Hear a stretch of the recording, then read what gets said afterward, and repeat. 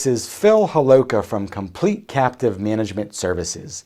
Today we continue our three-part series on the direct writer captive.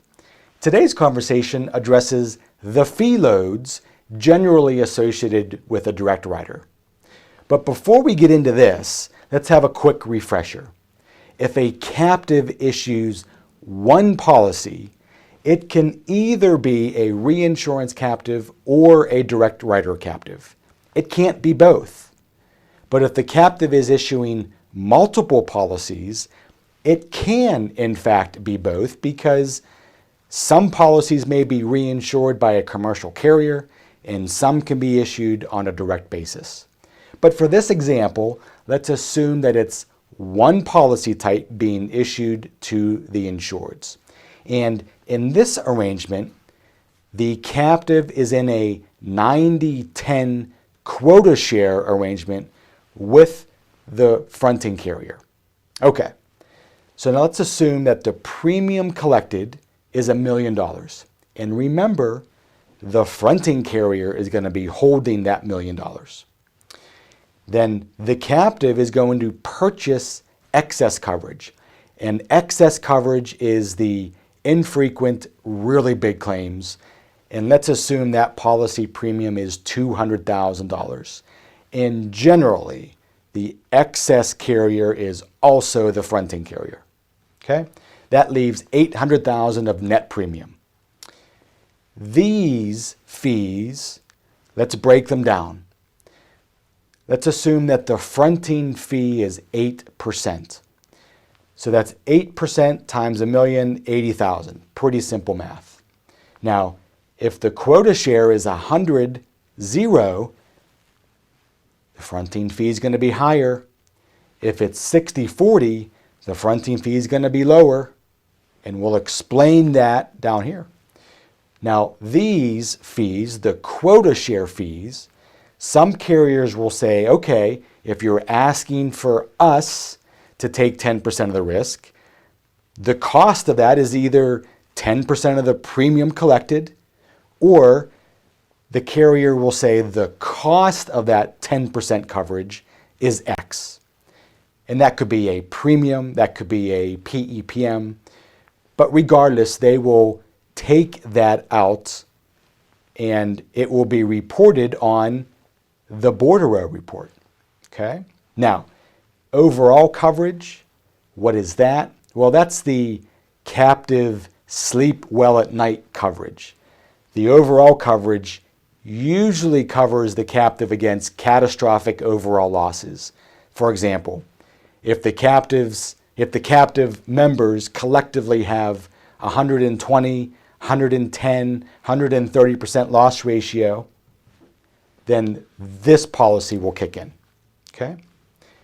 These fees and the excess are expressed on the bordereau because remember, the fronting carrier controls the bordereau report. Then you have the captive management fee. Let's assume the captive management fee is 5%. 5% of $1 million, $50,000, okay. SG&A, sales, general, and administrative costs. This could be your yearly audit. This could be your pro forma financials. This could be your statement of actuarial opinion, and so on.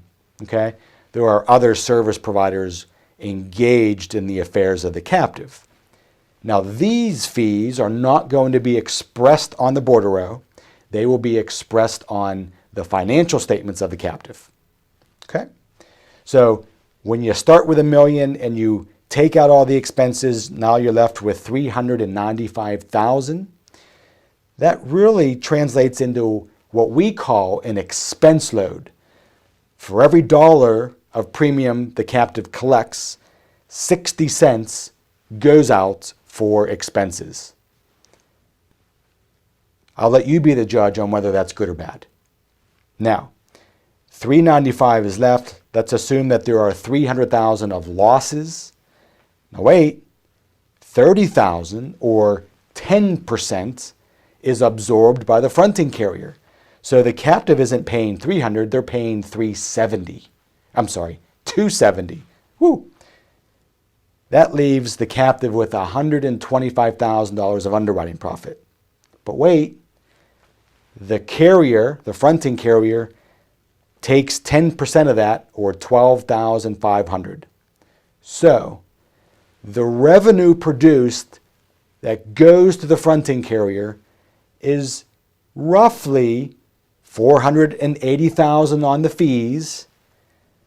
You back out $30,000 from this number, so $450,000 of profit plus $12,000 of profit. The fronting carrier walks away with $460,000. The captive walks away with $112,000. I'll let you decide how to interpret that. Okay? The direct writer, $1 million collected, $200,000 of excess. Now remember, this is excess reinsurance, a little bit different. We don't have any fronting fees or quota share fees. And if you remember, a part of the fronting carrier series, I said the captive manager's duties are more intensive. So let's just assume that 5 plus 8 is the cost for captive management. Now, arguably, that's probably a little high, maybe 10, 11%. SG&A costs are the same. That leaves $595,000, which is a 40% expense load. A little bit better. Let's assume $300,000. The captive in a direct writer assumes that full $300,000, leaving $295,000 of underwriting profits, of which the captive keeps all of it. That's a $182,000 delta between the two models. Okay? Now, people will say, no, wait a minute, Phil, we're buying coverage over here, but not here. Well, you're right. These coverages are an expense. Now, if this was 100% zero, that would be like here, but this fronting fee would be higher. And I'd also suggest that if you're purchasing overall coverage, it's not the same as if it were over here. Okay? So I'll let you be the judge on which model might be more ideal for your clients. Or if you're an employer, which model do you like better? I'll let you be the judge. Next week, we're going to talk about cash flow and risk flow.